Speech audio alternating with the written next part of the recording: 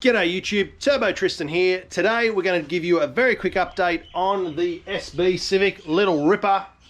Just a short one today. Tons and tons of parts have turned up, so let's get into it.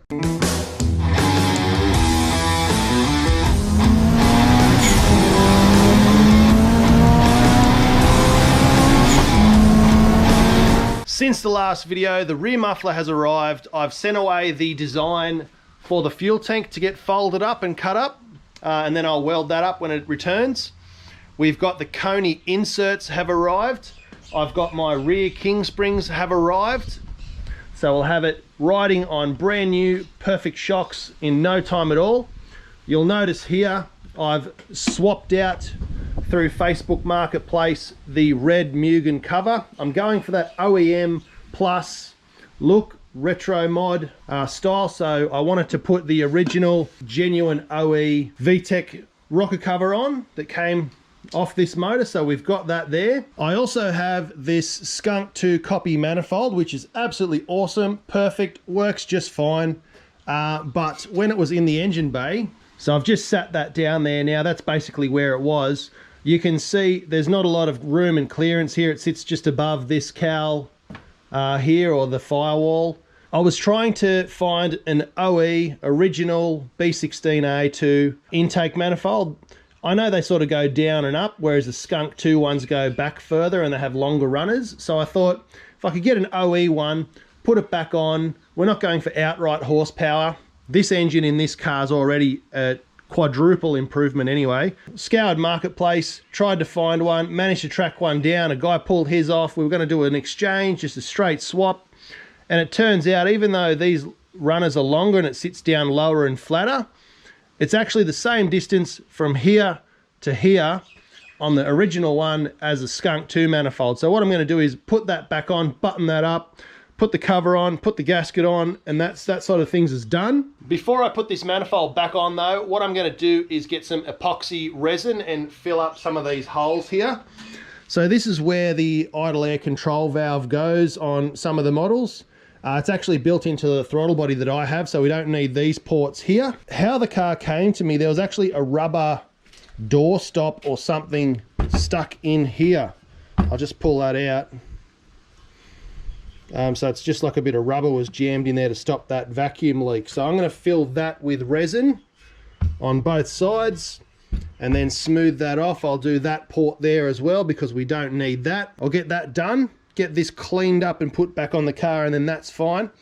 What I will do though is I'll need to get a plate for here and then another plate over here, and what I'm going to do is actually mount the throttle body just over here a little bit. So we're going to be gaining a little bit of extra top end torque by having a longer, bigger intake. We're going to just move that up and sort of down around 30 degrees or so. If you imagine like this exhaust pie cut, we're just going to move that over a few degrees, move that across. So I've got to get some plates. I've ordered some alloy so I can cut out a template for this, and then I'll get a piece of, looks like, what size is that?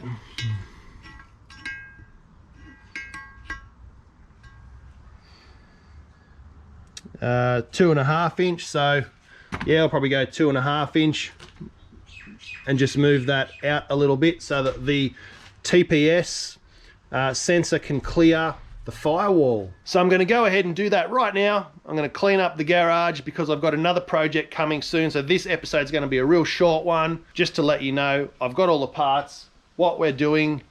In the next video, fingers crossed, I will be getting all of the suspension buttoned up. Then I can finish the exhaust, and then it's over onto wiring, checking the gearbox, checking what that funny crunching, rattling bearing sound was, figured that out, and then hopefully the fuel tank should arrive shortly thereafter, and we'll get that done and put in the car. Fuel pump, fuel lines, I've ordered a whole bunch of fittings. They all came in from Raceworks, which was awesome. Got a super sweet deal on that. If anyone wants any Raceworks stuff, head down to QuickBits. That's quickbits.com. QuickBits has a Z at the end, so don't forget that. Just wanted to show you guys some attention to detail. These are the stock injectors. They're pretty rusty, just like this guy. What I did is I got my Scotch-Brite pad, and only less than 20-30 seconds each. Gave them a quick scuff up, and yeah, they look brand new. It's going to make all the difference. Just the little things, anyone can do that. Really all you need is a bit of time. You can even do it while they're on the car. Just reach in and give them a clean up, get all that surface rust off. If you're really finicky about having a spotless engine bay, you could even probably take them out, wrap everything and give them a bit of a clear coat with some paint, but I don't know, see how we go. But I just thought I'd clean all that surface rust off. All right guys, so it's the next day. As you can see, the garage is much tidier. I've put everything in boxes. I've opened up my new grinder, my flat surface grinder with the wheel on the side. I use this wheel on the side for sharpening my tungsten, and the one on the top for making everything flat. Now, yesterday, as I mentioned, I epoxied up the intake manifold, and then I attempted to fit the rocker cover, but the gasket that I had, which came off this rocker cover, for some reason didn't fit and wouldn't go back on. It was quite a number of centimeters, or about an inch shorter, so none of the corners lined up, so I don't even know how it was on there. So we scrapped that, put the cover on, cleaned everything up. That's just tucked away underneath the cover there. We don't want any dust or dirt or anything getting anywhere near the car. Let's check out this intake manifold. Now, yesterday, probably because of the weather, it's finally hardened up. So I'll give that a clean off and get rid of all these blobs here. But this araldite stuff is meant to be 150 kilo braking resistance or weight resistance. And I mixed the two-part epoxy together, and it did not go off all day long. Probably something to do with the weather. It's still a little bit soft now, but here where it counts is nice and hard, so that's good. I'll clean this off with a razor blade, may even hit it with the flapper disc on the grinder just to smooth that over, keep it all nice and smooth. But due to somebody over there didn't have their meth yesterday, there's quite a lot of yelling and screaming and just really weird, so I need to move. So I didn't do any filming, but what I did do around the back is I did some custom stuff. Now, very subtle here. I've taken off these rubbers on the back, so we don't need those in the bin. Not really, they're rare as, so we'll keep those. But you'll see this gap around here. Now, it's not on 100%. I haven't tightened everything down, so it's still got to be adjusted. But this gap here is now nice and tight. You can see down the top, just hugs the body line. Same on the other side, and as I mentioned, it's not adjusted yet. It's going to come this way a little bit, but nice and smooth. We've filled in this gap here. Previously, this edge here was right back here.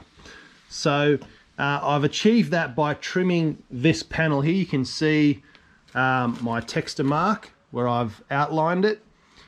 And I've actually had to remove this bracket here and then cut off the little tabs inside that these bolts go through. Shorten everything with precision and skill, and then weld them back on. And did the same on both sides, made sure it was even, made sure it was level, and now we've managed to tuck that bumper in. So by taking 15 mil off here, so this bolt was about there, so we've brought that right in. It actually equated to around about 25 mil here, so perfect. Now I was going to do that on the front, and for the moment I'm not going to, and the reason is these lights here. If I can figure out a way to get some nice flush mount LEDs in there, then yes, certainly I'll trim everything, push it back, make a new panel for here, and then shorten the bumper. But for now, that's going to stay. We don't want to get too carried away and take too much away from the purity of this old girl, even though we've ripped out a heart and put in a new one. But we're trying to create a balance between modern and classic, whilst getting all the modern performance, reliability, fuel economy, power, all that sort of stuff, but maintain the heritage, the interior, the look, everything else of the car. So it's a bit of a balancing act, but yeah, that's where we're up to with this one. So yeah, now everything is packed away in boxes. It's not going to get damaged, dusty or dirty. So that's a lot of peace of mind for me. I really need to move to a workshop, somewhere that's enclosed. My heater is doing its absolute best. I just pointed in my general direction. It definitely takes the edge off, but I was out here till about 9 o'clock last night and it was freezing. This was meant to be a short video on this car today because I was meant to be working on this one. Jump over to the next video and I'll explain what's going on here.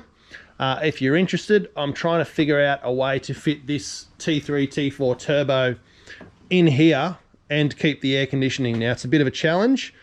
I've spoken to the owner and we've come up with a little bit of a plan, so we're going to give that a go. So make sure you jump over to the next video that's coming up right after this one, which will be trying to turbo an EK Civic and keep air conditioning. Big challenge, don't know if I can make it happen. But thanks for watching this video. Make sure you like, share and subscribe, and we'll see you on the next update of Project Little Ripper.